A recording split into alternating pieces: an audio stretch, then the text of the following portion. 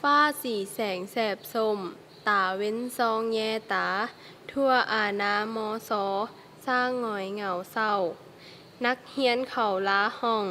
เหลือเพียงเฮาที่นางเจ้ามโนอุกอังเอ้ากายยังห้อนเหือโอ๊ยเพันมาตีเขาให้หยัง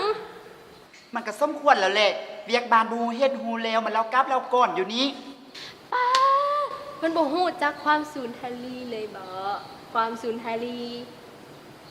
โอ้ยเขาบ่ฮู้ดอกว่าซูนฮารีเห็นน่ะแม่นยังแต่เขาฮู้เดี๋ยวนี้ว่าจะซูนคะแนนถ้าโตบ่เฮ็ดเวียกบานเข้าใจ ไปเฮ็ดนำกันเดี๋ยวนี้จังแม่นเนาะเวียกบานมันจะเต็มออกม่วนฮู้เฮ็ด เขาบ่มีเอกสาร เอ้า ใส่นี่นะมึง เมาเฮียบอกเอกสารมาจังแม่นคือเนาะ นี่แหละ เฮ็ดจังใดนี่ อ่านเบิ่งก่อน อ่านเบิ่งบ่ได้เขาได้จึงถาม ได้ โทรศัพท์ให้นะ ฮัลโหลแซดทับสายสบายดี หน่วยนี้ โอ๊ยจังแม่นคือเนาะนางอันนี้ ฮัลโหลอ้าวกิ๊กบอกมาละโอ้อยู่กล่องตึกค่ะโอเคโอเคเดี๋ยวลงไปเด้อโอเคโอเคกิ๊กมาแล้วทีว่าจะให้เขาสวยเห็นบนรายงานหั่นนะเรามาถ่ายอยู่รุมแล้ว เอ้าก็จะได้คลิปลงไปนี่สัน โอเคฉันเขาไปก่อนได้แล้วเขาคนนำมาเด้อ เอาอย่างนั้นแบบนี้เอาเมียนเครื่องก่อน ลงไปก่อนได้แล้ว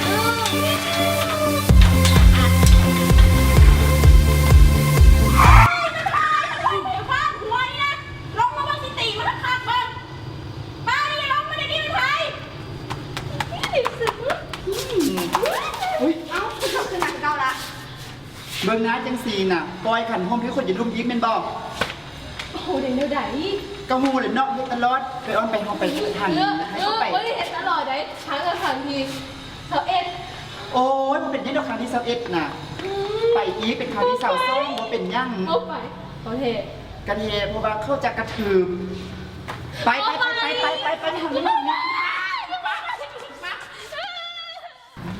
สบายดี สบายดี ขอโทษเดินมาสายหน่อยนึงนี่ค่าเห็ดเบียกบาน คือซีเมนต์เหรอเนาะ โมเป็นยังดอกเขากะหากามา อันนี้ว่าหมูที่จะมาสวยนะ แม่แล้วอันนี้อ้อนอันนี้โดนหมูเฮียนในห้องเดียวกันนั่นแหละ สบายดี เขากิ๊กเดอร์เป็นหมูกับเซตแม่ตอนมอปลาย และนี่กับเพชรเป็นหมูเฮียนน้ำกันแล้วก็อีกคนหนึ่งไปเอกสารอยู่ล้น เอาเด้ซีดมาพอดีเลย สบายดีบ่เพื่อนขอโทษเด้อที่มาสาย โดยก็คือที่เว้าไปนั่นแหละเนาะ พวกเขา3คนนี่สิเฮ็ดบทรายงานเกี่ยวกับการแนะนำสถานที่ในมสแล้วพวกเขาอยากให้พวกเพื่อนหันซอยมาถ่ายรูปและเห็นวิดีโอสั้นพวกเขาเนี่ยเพราะว่าพวกเขา3คนนี่บ่เคยเฮ็ดและก็บ่มีความรู้ทางเรื่องนี้นะ อันแรกเนี่ยได้กับใครเป็นคนสวยเลยก็บ่เป็นยังดอก อันนี้ก็ช่วยๆกันไปอีกอย่างก็เป็นการฝึกตัวเองเป็นพอ โดยขอบใจหลายๆ แต่ว่าพวกน้องสองคนคือสิบไหลอยู่น้ำอะนะยังจะสอบบนรายงานในอีกมาเหตุอีกสี่นะมีแต่ฝากซิดซอยพวกเพิ่น โดยมีหยังใส่เราเลยตามสบายโลดบ่มีปัญหา อุ้ยเพชรชิกาไซเพกแต่เห็นเราไปยืนให้กำลังใจตัวนี้ก็พอแล้ว ตั้งคือ เก็บอาการเก่าๆไว้เด้อ แล้วตกลงมื้อใดพวกเขาที่เริ่มเฮ็ดเวียกล่ะ เอาเป็นอันมืออื่นเลยเนาะพอดีพวกเรา3คนนี่บ่มีสมองเฮียน ไม่แล้ว อ๋อ ได้ มีแต่เรื่องเวลานี่ให้พวกเพิ่น4คนตกลงกันอีกเด้อ เขากับเพชรคือสิได้ออกไปแล้วเพราะว่านัดอาจารย์ไว้เด้นะ ผมเป็นอย่างดอก มีแต่เกียมถามเป็นคนงานไว้โลด โดยเพิ่นเดี๋ยวนี้จำโมงแล้ว พอดี3 โมงตรงเลย คันสั้นเขา2คนต้องขอตัวก่อนเด้อเพราะว่าสิไปหาอาจารย์ที่ห้องสมุดนะ โอเคโอเค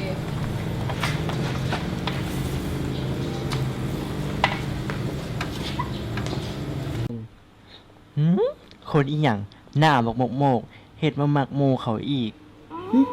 คนอีหยังน้ำดำๆห้องมูอีก ไปเพชร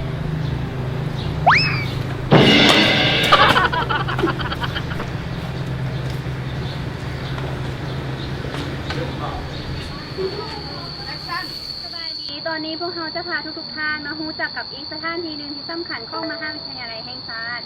เจ้าแม่นแล้วนั่นก็คือตึกอธิการบดีของมหาวิทยาลัยแห่งชาติ เจ้าก็อยู่ด้านล่างของพวกเรานั่นเอง และเพื่อนก็ยังได้มีการวางศิลาฤกษ์ที่แสดงถึงข้อมูลสำคัญบางอย่าง เกี่ยวกับมหาวิทยาลัย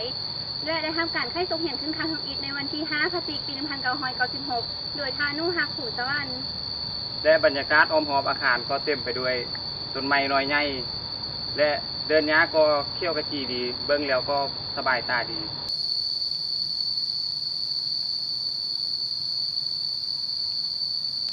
ฮะนางแซด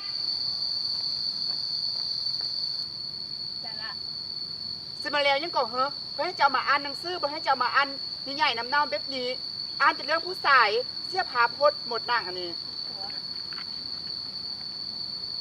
จะเม่นละเวิดละวะเนาะนั่งอันนี้ โอเค โดพักก่อนแป๊บนึงในบอเขาว่าสิแปลงบทเบาได้นึงอ่ะ ออนออน ฮะ เดี๋ยวก่อนมีโมงเพิ่นว่าเดี๋ยวเข้าใส่โมงให้เด้อ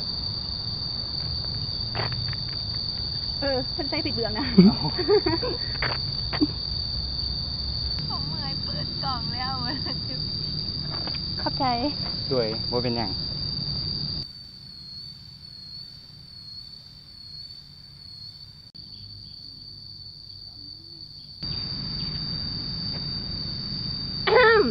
ใจลอยไปหอใสละหนะ ได้ใจลอยไหมยังเด็กกำลังคิดบทอยู่นี่นะ เมนสมบเมนสมบอุ้ย ก็ไม่ทันแหละไปผิดเบืองยัง อุ้ยไออีกอุ้ย นี่คันท้าตัวอีไทยวิดีโอเดยวตัวบิดนี้บอกแล้วก็ปรับนี้ แทนยังยังอยู่เต้านมนี่นะ อ้อนมาพอดีเลย ยืมตัวเป็นนางแบบได้บ่ สิดีวะล่ะ โอ้ยดีฮันแรกก็ลองเบิ้งบ่ท้าไทยบ่เคยไทยเดี๋ยวเนาะ แม่นไหน เที่ยสัน 1 2 3 นี่ก็พอสายได้แล้วเด็กไทยฮูก็งามแล้ว บ่แม่นไทยหูงามดอกเป็นนางแบบงามหลายกว่า นะพี่นะเอ้ยเนาะอย่าไปยอมเพิ่นหลายเขาว่าเอาบนนี้ก็ดีไดผู้ดีเห็นปลายมสมหาวิทยาลัยแห่งชาติห้องสมุทรกลางสินะ ก็ดีแต่ว่ามันก็ยังบ่เห็นสัตว์ขนาดนี้อะมัน โด ยัง มาเบังกล่องให้เดดูมันคือมือแท้ บ่แม่นโตลืมตั้งค่า ISO ว่า ตั้งแล้วสปีดชัตเตอร์อะเพอร์เจอร์อย่างเงี้ยก็ตั้งเบิดแล้วนี่นะ อ้าวเป็นอย่างนี้เจ้านางอันนี้เนาะอ้าว บ่แม่นเป็นลำนี้ว่ะ กว่าอ้ายเด้เนาะฟ้ากองบ่เปิดแต่ว่าตัวเองเฮ็ดหมดขึ้นมากองเพตกใจเหมือนเนาะนางอันนี้ไปเฮียนมาเด้อเนาะเฮียเลี้ยงหมดเนาะ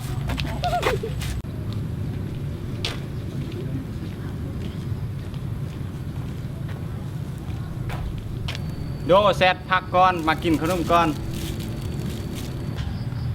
โดยกินก้อนโลดจากน้อยเฮาอ่ะนำไปซอดนี้แล้วก่อน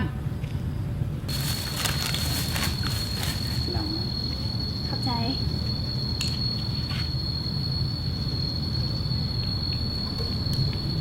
หมู่เพิ่นนี้มีความตั้งใจแน่นอนทางที่บ่แม่นเวียกของตนเองก็ยังช่วยเหลือพวกเขาเต็มที่ โดนเราก็เป็นอย่างสี่แหละเฮ็ดยังก็เฮ็ดให้ดีที่สุดแซดก็คือกันนะเบิ่งคือว่าเราเป็นคนติงตองขี้ลงขี้ลืม แต่เราก็เฮ็ดยังเต็มที่แล้วก็เอาตัวรอดเก่งแถมยังมีไอเดียแปลกๆอยู่ตลอดเลย เพราะว่ากลุ่มของเพิ่นนี้มีความน่าสนใจหลาย เอ๊ะแต่ตอนนี้คือสิบ่แม่นแล้วล่ะ ก็ว่าอยู่ โอ้ยมันกัดโอ้ยหนังเซ็ตเนี่ยจะดีแบบเพิ่งกับมึงกับ พ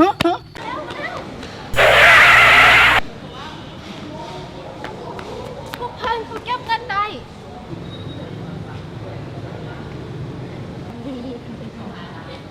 ก็เถอะเจอ ตอนนี้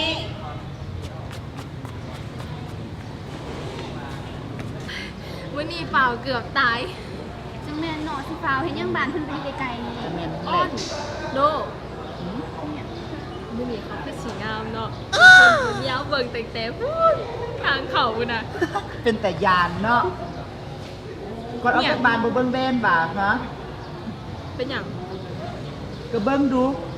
คนมันยังเปียกพวกกับเปียเบืองเดียว ใส่คนตากับคนตาเบืองเดียว เฮ้ย เป็นแฟชั่นใหม่จากปารีสไหน เป็นอย่างอ่อนหรือว่าคะ โดยงามแล้ว งานแต่หายังคือมาจากอันดงจากดอยจากป้านี่แหละเบิ่งหน้าเบิ่งตานั้น อย่าแล้วเด้ใจ เพื่อบ้าเจ้าน่ะทันเป่งมากกระทันไหนเนี่ยที่เป่งมากไว้คันบ่อยักอ้ายเพิ่นน่ะเขาฮ้องน่ะ สา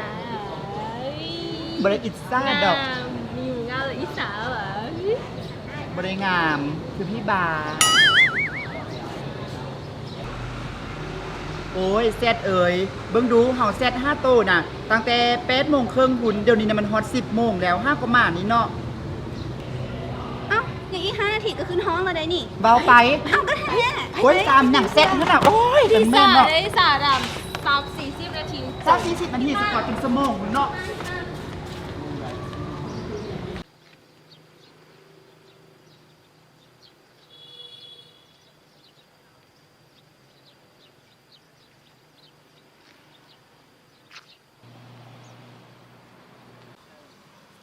อ้าวซิด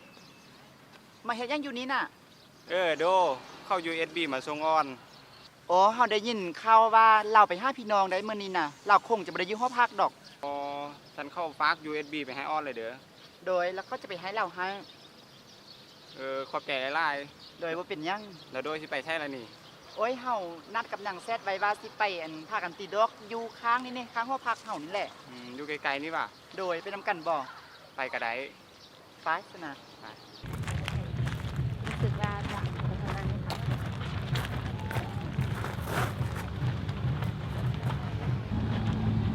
ยามแรงเดี๋ยวนี้ก็มีคนไล่ดีเนาะ โดยแม่นแหละส่วนใหญ่ก็เป็นนักเรียนหอพักนี่แหละเพราะว่าเขาเจ้าเลิกเรียนตอนแรกแล้วมาออกกำลังกาย เป็นไตทราบพอคิวอยู่หอพักเนาะ มีเวลาว่างบักไล่ๆเข้าละนอกจากยันพักค่ำแล้วก็ยังเฮ็ดเวียกช่วยพ่อแม่อีก แม่นบ่ก็ดีแล้วเด้เฮ็ดเวียกช่วยพ่อแม่ ก็เฮ็ดไปซั่นละเอาใช่อันแชทว่าสิมาคือบ่เห็นมาปานนี้ เป็นหยังว่าก็จังซี่แหละนางนี่นะละมาซาเป็นประจำนางคนตาปลอมเบืองเดียวนี่นะ ซันเข้าก็คือสิได้กลับเรา เพราะว่ามีเวียกอยู่เฮือนแด้ โดย ซันเข้าไปก่อนเด้อ โดยโชคดี บ๊ายบาย บ๊ายบาย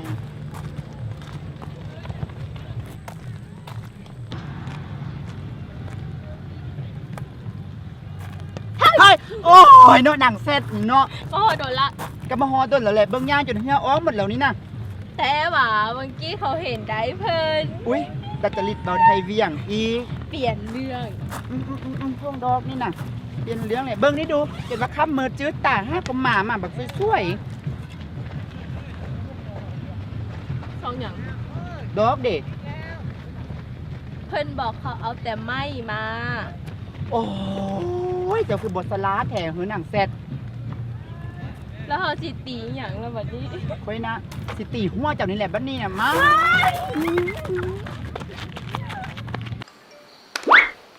โทรศัพท์เข้าได้แซด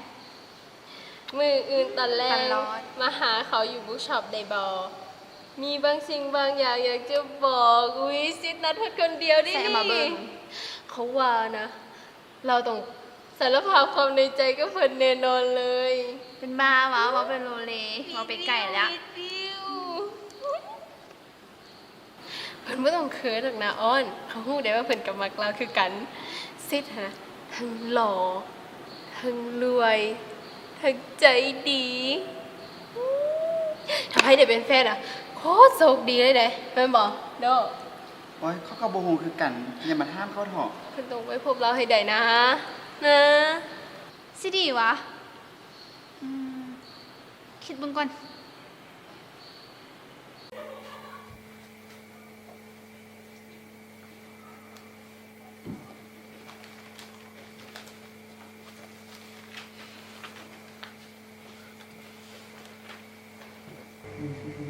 อ้อนเขาก็เข้าใจว่าเป็นอย่างเพิ่นถึงพาเขามาหอกสมุดเบี้ยวว่าช่วยไปต้องถ่ายรูป บ่ต้องไปดอกนะปล่อยให้เจ้าส่งคนได้อยู่นำกันแน่ ฮะพี่มาเขาวันไหน บ่มีหยัง เมื่อวานนี้ซิดเล่าอย่างกับเพิ่น บ่ได้เว้าหยังก็บ่มีหยังแท้ๆนี่แหละ เขาเป็นหมู่เพิ่นมาจะปีแล้วออนเป็นเพราะสิบอกพี่บอกเพิ่นมีแนวบ่สบายใจ ส ใครเฮาสัญญากันแล้วว่าสิบ่มีความลับต่อกันน่ะ ฉันเอาไว้ไปเว้าอยู่นอกซะ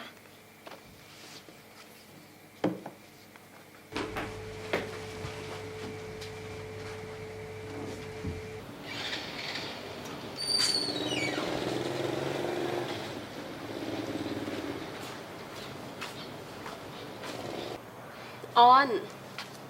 บอกเขาเนี่ยนะเขาอยากฮู้นะว่าเรื่องมันเป็นจังใดมาจังใดนี่ แล้วเขาจะเริ่มตุนแนวได้ดีนี่ เริ่มจังใดก็ได้นะ คือว่าซิดอันนั้นเข้ามานี้น่ะ มีเรื่องยังจะเว้าบ่ เขามีบางสิ่งบางอย่างจะบอกกับเพิ่นตลอดเวลาที่เขารู้จักกับเพิ่นมาถึงมันจะบ่ดนแต่ว่าเพิ่นก็เป็นคนดีนะฮะแล้วก็เข้าใจหมู่เพื่อนเสมอ เพิ่นยองเขาเกินไปแล้ว เขาบ่ได้เว้าเกินไปดอกถ้าบ่ดังนั้นเขาคงสิบ่มาขอความช่วยเหลือจากเพิ่น ฮะเขาขอช่วยเหลือ เขามักโดน่ะ เป็นหยังก็บ่ฮู้เขาจึงมักเราจนถึงขั้นเก็บความรู้สึกที่มีต่อเราไว้บ่ได้ ซิดนี่เพิ่นเป็น ก็คือเพิ่นคิดนั่นแหละ ที่เข้าบ่กล้าเปิดเผยตัวตนที่แท้จริงก็เพราะว่าย่านเพิ่นรับบ่ได้เด้แล้วก็อีกอย่างก็แบบเบิ่งเขาแบบแปลกๆน่ะ ซิดถ้าเพิ่นมักโดเป็นยังเพิ่นไปบอกกับเราตรงๆเลย เขาคงบ่กล้าปานนั้นดอก เพราะว่าถ้าโดปฏิเสธเขาคงทำใจบ่ได้ก็เขาจึงมาขอความช่วยเหลือจากเพิ่นนี่แหละเขาควรเฮ็ดแนวได้ดี แล้วก็อีกอย่างก็ถ้าเบิดกิจกรรมนี้เขาคงบ่ได้เห็นพวกเพิ่นอีก เขาก็เห็นใจเพิ่นได้สิจังซี่ซะเดี๋ยวได้เขาก็สิพยายามช่วยเพิ่นถึงว่าจะช่วยบ่ได้แต่ก็สิให้เพิ่นมีโอกาสได้เว้าความจริง โดยขอบใจหลายๆเด้อเขาเลือกคนปรึกษาบ่ผิดอีหลี ฮะความจริงวะนี่โอ้เดี๋ยวสรุปผลทีซิดมากคือโดบ่เป็นเพิ่นอุ้ยเอาขอโทษเขาฮู้ว่าเพิ่นก็มีใจให้ซิดคือกัน แต่ว่าสิเฮ็ดจังไดได้ล่ะนอกจากทำใจ เขาต้องทำใจอันนั้นมันแน่นอนอยู่แล้ว บ่ฮู้ว่าสองคนเฮาสิเป็นจังไดเนาะ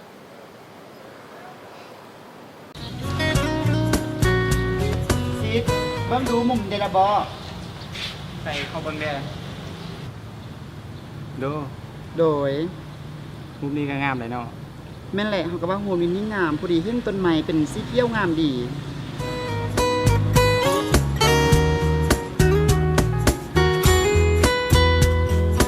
แล้วในสนับสิแมวขอบนี้ก่อน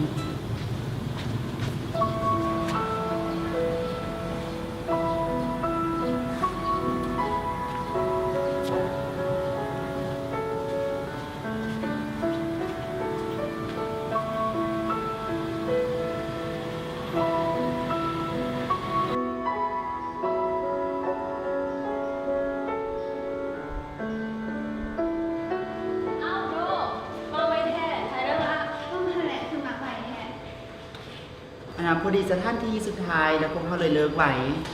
อ๋อ อ้าวแล้วสิเดย์บ่ได้ส่วนเราไปกินข้าวนำบ่ เขาว่าเพิ่นเป็นผู้ส่วนหลับดีกว่าใดเขาว่าหลักจะเป็นน้ำเพิ่นไล่กว่า โดเขาถามเพิ่นอย่างหนึงเด้อเพิ่นคิดว่าสิทธิ์เราเป็นทุนบ่ได้ เอ้าถ้าแบบนี้แสดงว่าจะคบกับสิทธิ์ละวา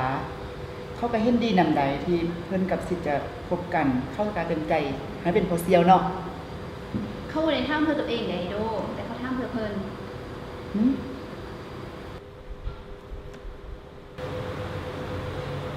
สิทธิ์เราเป็นคนบอกกับเขาเองว่าเราค่ะมักเพิ่น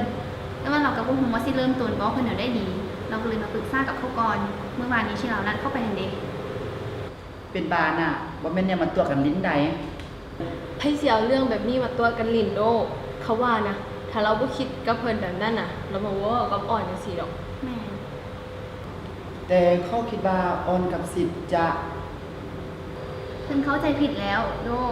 มันเป็นไปบ่ได้ดอก เราจะให้เขาเฮ็ดแนวใดดีล่ะสิมา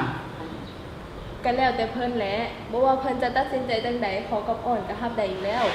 แต่ก็คือว่าหั่นแหละ ซิดเราก็เป็นคนดีคนหนึ่งเพิ่นก็อย่าทำหายจิตใจเราเลย ข้อหนึ่งการเฮ็ดความดี เอ้าสิทธิ์เป็นจังใดมาจังใดนี่น่ะ อ๋อพอดีเข้าเริ่มเรียนก็เลยแวะมาหาพวกเพิ่นนี่แหละ อ๋อสันว่า เอาเราแชทกับออนไปใช่ล่ะ โอ้ยส่งคนไปบุ๊กสอบพากันไปซื้อปึ้มมาสันเดย์จากน้อยมา โดมื้อนั้นเพิ่นคือกลับป่าเข้า ถ้าเข้าเฮ็ดหยังให้เพิ่นบ่สบายใจ เข้าก็ขอโทษเด้อ โอ้ยบ่เป็นหยังดอก เข้าคนขอบใจเพิ่นไล่กว่า เอาจะขอบใจเขาเฮ็ดหยัง ขอบใจที่เพิ่นน่ะ มีความรู้สึกดีๆให้กับเข้า ทางที่เข้าบ่มีหยังดีเลยบ่สู้กับคนอื่น เอาโดเพิ่นฮู้ซั่นว่า เข้าฮู้แล้วเขาก็ดีใจ ถ้าเพิ่นคิดแบบนั้นแท้ๆเพราะว่าเขาก็คิดแบบนั้นเช่นเดียวกัน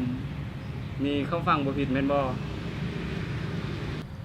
แต่สำหรับเขาแล้ว การมีความรู้สึกดีๆกับไพ่คนหนึ่งเฮาควรจะเลี้ยวเบิงช่วยเหลือบ่ว่าจะอยู่ในท่าหน้าใดก็ตาม แต่สำหรับเขาแล้วคงจะบ่ดีไปกว่าการที่มักให้คนใดคนหนึ่ง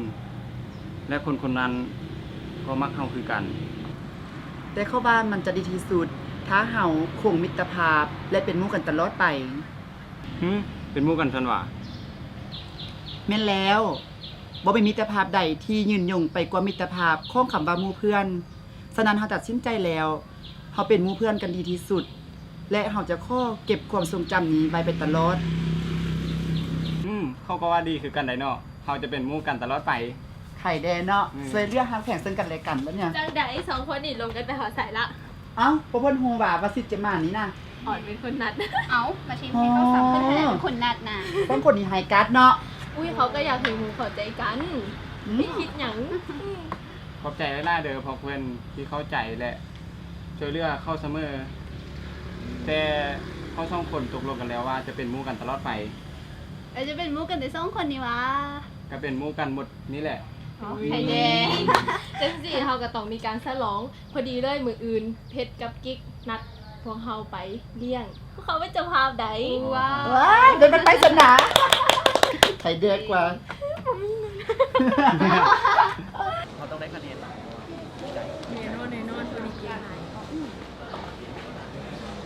าย สบายดี สวัสดีทุกคน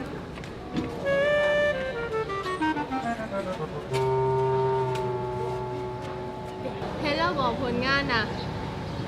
เห็นแล้วซิดอามาให้เบิ่งแล้วงามหลายสุดยอด เดดอนอยู่แล้วเห็นสุดฝีมือเลยได้หันนะ นั่นแหละได้รับผลดีเกินคาดเลยความละเอียดสูงสีจนแจ่มแจ้งถึงใจสุดๆเลย แบบนี้มันต้องสลอง ไอ้ที่จ่ายมานี่ เพิ่นจกเข้าใจกันได้ว่าเป็นอย่างนั้น ก็ได้เข้าใจก็ได้ สบายดีพ่อเพื่อนพ่อเพื่อนเป็นนักศึกษาสื่อสารมวลชนหมอ โดยไม่แล้วมียังบอ พอดีเขาอยากปรึกษาเกี่ยวกับเฮ็ดหนังสั้นนี่นะ อ๋อสันนัง โดย เขาคือแสบเลยเขาเป็นดีเรคเตอร์ของกลุ่ม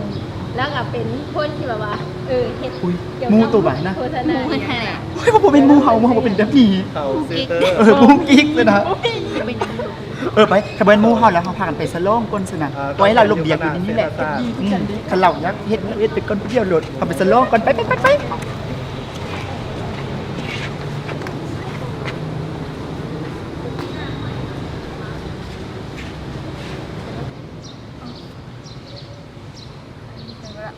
หูทรายกับหมูเรียกไปอยู่วะ ก็จะไปใส่เวลา พระเจ้าย่ายโตละเด่น ถ่ายแป๊บนึงเดี๋ยวขัดไปเคลียร์กับหมูก่อน เลย